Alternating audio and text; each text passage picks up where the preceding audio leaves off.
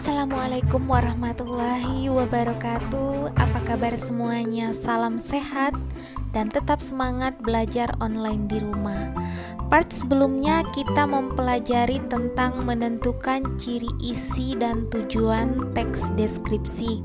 Kemudian juga belajar tentang struktur teks deskripsi. Kali ini kita akan menelaah kebahasaan teks deskripsi. Silahkan disimak semuanya.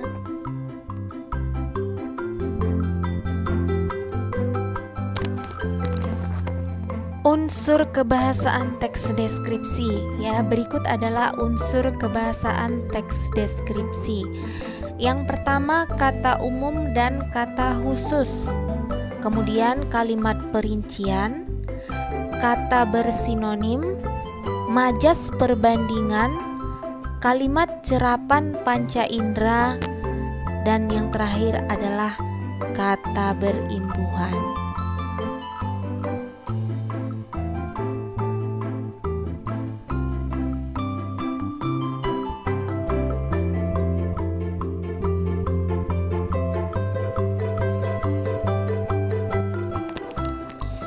Kata umum dan kata khusus. Kata umum adalah kata yang luas ruang lingkupnya dan dapat mencakup banyak hal. Kata-kata yang termasuk dalam kata umum disebut dengan hipernim. Kata khusus adalah kata yang ruang lingkup dan cakupan maknanya lebih sempit atau disebut juga dengan hiponim. Jadi tadi bisa dibedakan ya, kata umum dengan kata khusus. Ya, berikut adalah contoh kata umum dan kata khusus. Kata umum indah, kata khususnya cantik, elok, menawan, molek, anggun. Ya, contoh berikutnya kata umum melihat, bisa kamu lihat kata khususnya? Ya. Begitu juga dengan kata umum membawa, berikut dengan kata khususnya.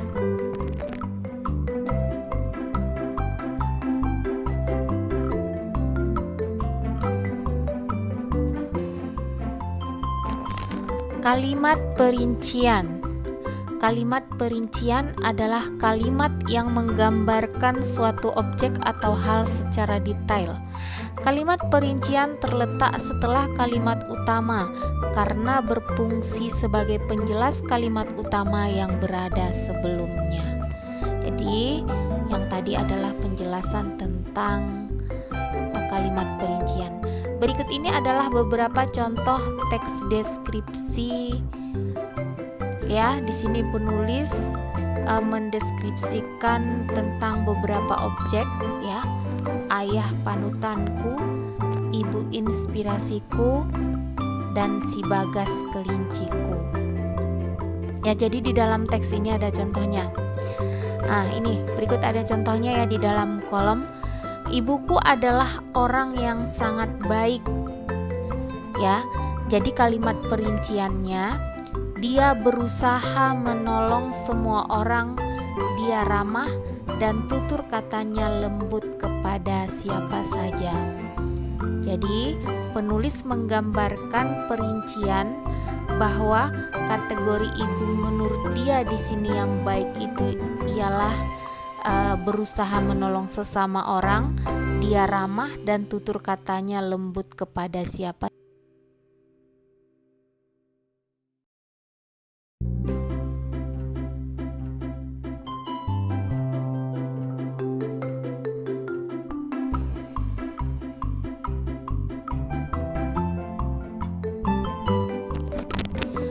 Kata bersinonim. Sinonim adalah kata yang memiliki bentuk yang berbeda namun memiliki arti atau pengertian yang sama dan mirip. Sinonim disebut juga sebagai persamaan makna atau padanan kata. Atau sering kamu sebut dengan kata yang sama arti ya. Coba perhatikan contoh kata bersinonim. Ya. Di SD mungkin sudah belajar tentang kata sinonim. Kata bunga sinonimnya kembang, pakaian sinonimnya Tanaman sinonimnya, bohong sinonimnya, haus sinonimnya. Iya, betul sekali. Mungkin kamu punya contoh sinonim yang lain. Berikut selanjutnya, kalimat bermajas. Teks deskripsi menggunakan majas perbandingan untuk menggambarkan atau melukiskan suatu objek. Ya, ini adalah beberapa majas yang sering ataupun lazim digunakan dalam teks deskripsi. Meskipun sebenarnya majas itu banyak ya nak ya. Salah satunya adalah majas asosiasi, yang kedua personifikasi, yang ketiga alegori, dan yang keempat majas metafora. Ya. Yang pertama, majas asosiasi adalah majas yang membandingkan dua hal yang tidak sama tetapi dianggap memiliki persamaan dalam hal sifat ataupun karakternya. Contoh majas asosiasi, mukanya selalu bersinar seperti bulan.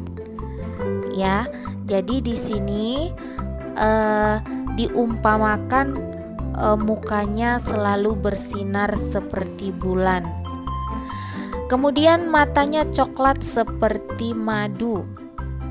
Ya kan, sebenarnya tidak ada mata yang coklat seperti madu, tapi mungkin karena di sini matanya bagus, dilambangkan atau diperbandingkan dengan madu. Yang berikut adalah majas personifikasi. Majas personifikasi adalah majas yang membandingkan suatu benda mati seolah-olah hidup dengan sifat manusia. Contohnya, berkunjung ke pura ini Anda langsung disambut buih-buih ombak yang tenang dan bersahabat. Jadi perbandingannya di sini seolah-olah buih itu hidup ya, menyambut orang yang datang ke pura itu. Padahal pada kenyataannya sebenarnya buih-buih di laut itu bukan makhluk hidup, ya kan?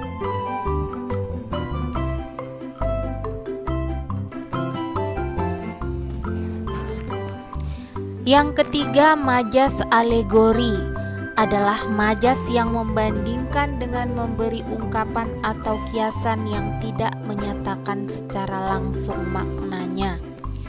Contoh, seketika kedamaian dan kenyamanan seperti merangkul saat berada di daerah sekitar Pura Batu. Yang keempat, majas metafora adalah majas yang membandingkan suatu benda secara analogis. Contoh, keindahan semburat merah sang mentari menjadi pemandangan yang sangat menakjubkan.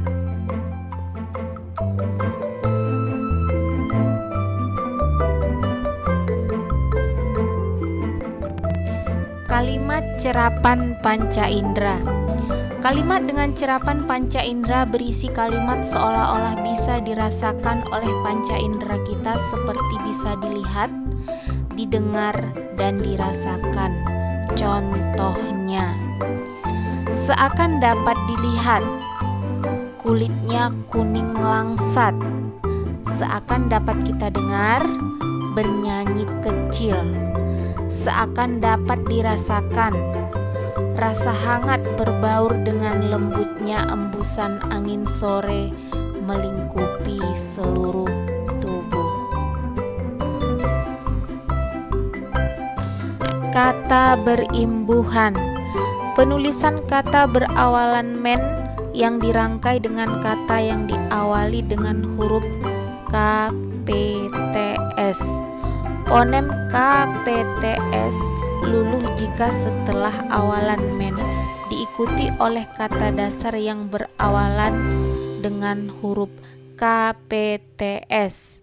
Misal, memengaruhi, men awal tambah pengaruh. Memesona, men awal tambah pesona. Mengarantina, men awal tambah karantina dan sebagainya. Ponem KPTS tidak luluh jika setelah awalan men diikuti oleh kata dasar yang diawali dengan kluster atau konsonan rangkap.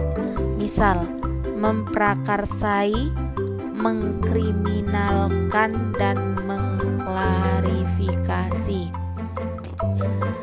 Ponen KPTS tidak luluh jika setelah awalan men diikuti oleh kata dasar berimbuhan yang berawal dengan huruf KPTS. Misal, mempertaruhkan, memperluas. Masih ada yang tidak mengerti dengan penjelasan yang Ibu jelaskan? Kalau belum mengerti, silahkan tanyakan di kolom komentar atau bertanya langsung dengan Ibu. Sampai jumpa lagi ya. Wassalamualaikum warahmatullahi wabarakatuh.